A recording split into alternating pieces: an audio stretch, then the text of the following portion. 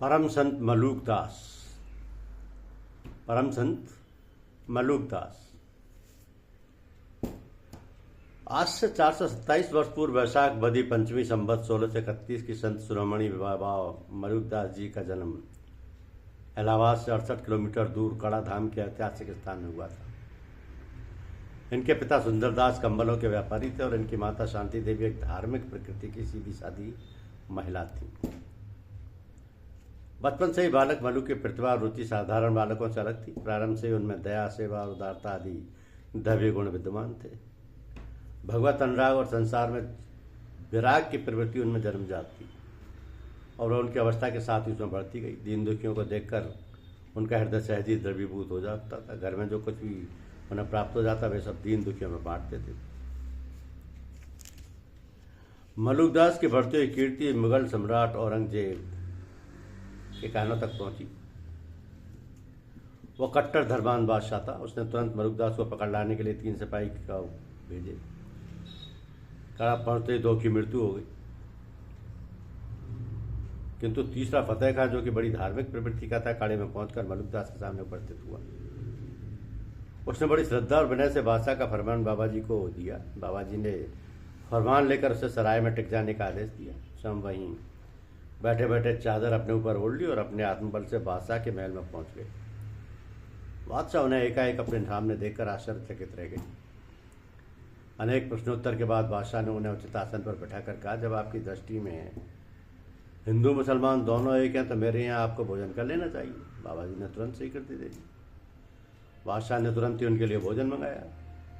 इससे उसका तात्पर्य बाबा जी को मांस भक्षण कराना था। भोजन आया, किंतु जैसे ही उस पर से कपड़ा हटाया गया उसमें मांस के स्थान पर चमेली के फूल थे। बादशाह अपने नौकरों पर बड़ा नाराज हुआ। फिर खाना मंगाया गया, किंतु इस बार कपड़ा हटाते वो खाक यानी राख हो गया। बाबा जी ने कहा, बादशाह तेरे यहाँ फकीर को खिलाने के लिए क्या खाक ही है?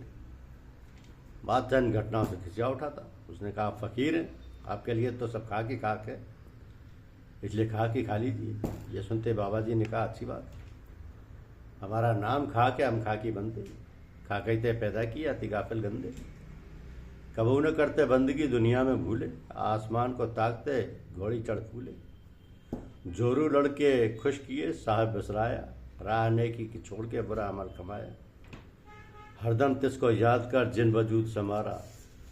सबे खाक दर खाक है कुछ समझ गंवारा। हाथी घोड़े खाक के खाक खान खानी, कहे मलूक रह जाएगी और साफ निशानी। और थाली में रखी हुई खाक फूक दी। फूकते ही वो खाक उड़ी और आंधी बवंडर बन गई।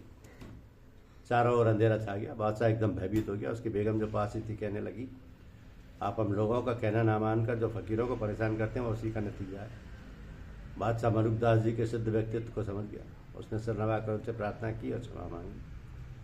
मलूकदास जी प्रसन्न हो गए और तुरंत ही आंधी गायब हो गई। बाबा जी ने बादशाह से तौबा कराई और वचन ले लिया कि वह भविष्य में किसी फकीर को परेशान नहीं करेगा।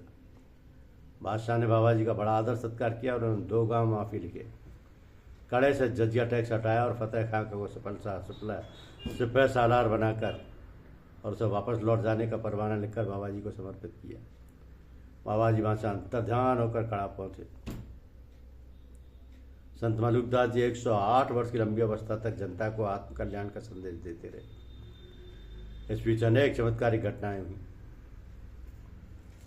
अपने महाप्रस्थान के दिन की घोषणा बाबा जी ने बहुत पहले ही कर दी थी। देश के कोने कोने से उनके शिष्य और साधुओं की भीड़ उनके अंतिम दर्शन हेतु आने लगी। वैशाख कृष्ण चतुर्दश संवत 1739 को महान संत मलूकदास जी ने इस लोक को छोड़कर महाप्रस्थान किया। धन्यवाद।